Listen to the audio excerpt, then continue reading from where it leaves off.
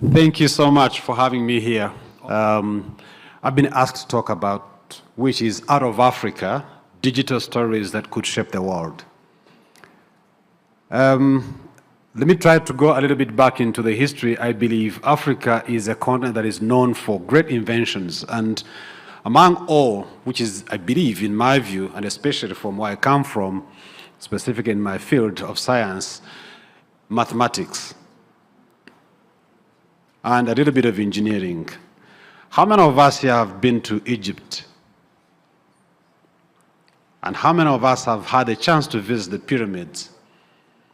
I believe if you have seen the pyramids, you've been able to experience great ingenuity when it comes to engineering, when it comes to mathematics. And I believe we have not seen anything of that magnitude anywhere else. So that brings me to the topic of Out of Africa, specifically the stories, digital stories.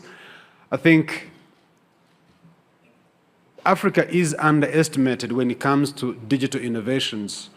And I think today we've seen how M-Pesa, which is one of the mobile revolutions when it comes to digital payments that we've seen on the continent and the world beyond. Today, as we speak, in Rwanda, and my colleagues here in the industry will correct me if I'm wrong, if it wasn't for mobile technology, when it comes to financial inclusion, would be somewhere around 20–25%.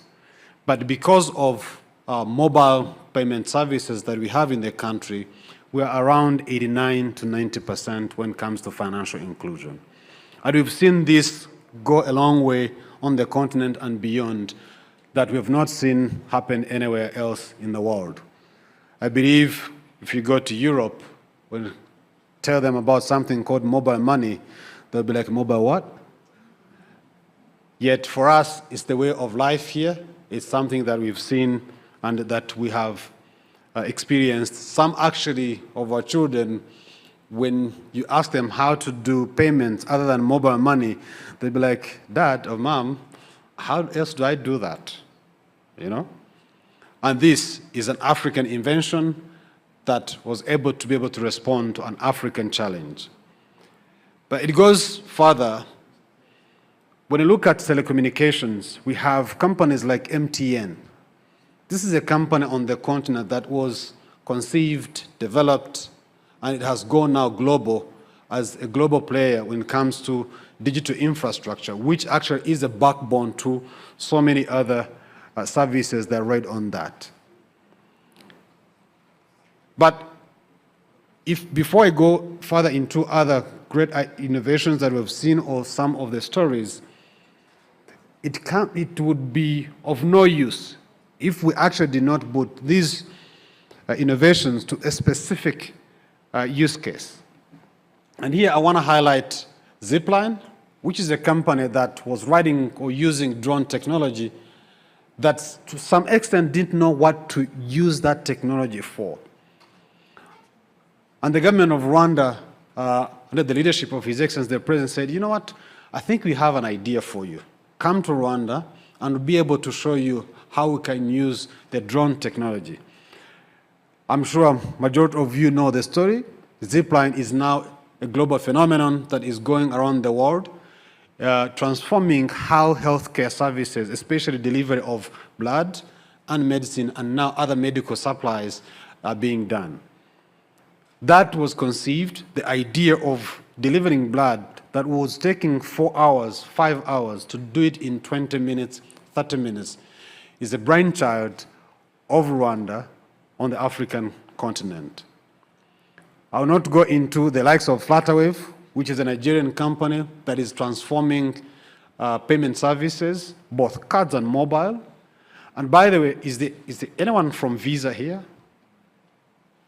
No.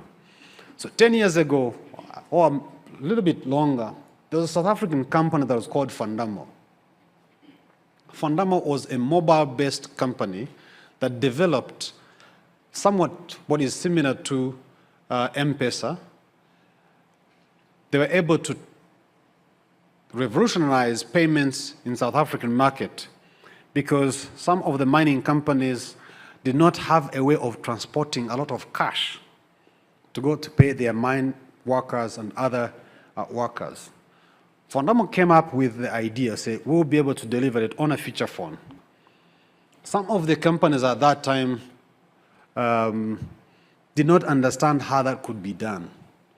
But Fundamo was able to do it and deliver it, and it became a revolution, and actually partnered with MTN, which led to MTN Mobile Money. Later on, Fundamo was bought by Visa, which gave birth to the M-Visa product that we know today, that is now a product around the world. What am I trying to say here? What I'm trying to say is that on this continent, we have what it takes, be the skills, and I'm glad to listen in for a few minutes what the panelists were talking about. When it comes to funding, I think what we lack is not funding, in my view. But I think what we lack is how do we harmonize the technology that we have, the skills and talent that we have, and the required funding so that we are able to deliver services to our society. Let me come home to Rwanda. We have a company that is called Irembo Platform that is able to offer online services to all the citizens, that the government is able to channel all the services that we need. This was conceived, developed, and delivered here in Rwanda, and we believe this is something that can be able to go across the continent and beyond. However, there is a challenge here. Today, there are buzzwords that are coming out that hopefully we'll be able to get a chance to discuss and dive a little bit into. What technologies are these, and how do we embrace them? We have now digital public infrastructure or digital public goods. Yes, they are here. But we also have proprietary technologies. Yes, they are here. Is any of these two better than the other? In my view, I don't think so. What is critical is how do you pick whatever technology and apply to solve a particular problem that you have in the society? And is the society able to conceive and consume that product that you're putting out?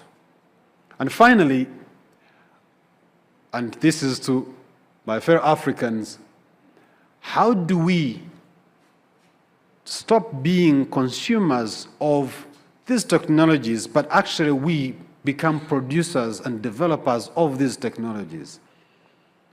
There are just few cases. By the way, this is just the tip of the iceberg. There are so many other inventions, innovations that are happening right now. COVID was a very good, exposure, let me put it that way, of what we are capable of. So many PPEs were developed and produced and manufactured. We've gone into medicine and other great interventions to be able to respond to the challenges that we are facing. But how do we capitalize on that? How do we actually get out of the hood, like some would say, and actually become producers of these technologies to the world? Because we are capable, we have what it takes, and we can be able to deliver on that. And this is, for me, where I would call for partnership, an equitable partnership. We partner with anyone else who is willing and capable, who is able to give us what we need, so that we can be able to forge our future together, because time has come when we actually need to be together on the table and take on these challenges that we all face, whether it's in Africa, whether it's in Asia, Europe, America, whatever. I don't think anyone is safe from the global challenges that we face today, be it climate change, be it global pandemics, be it floods like we saw here in Rwanda recently. The challenges that we face are similar. So I believe what we need to discuss now is how do we forge equitable partnership and embrace these technologies together, and we face the challenges that we face today. Thank you.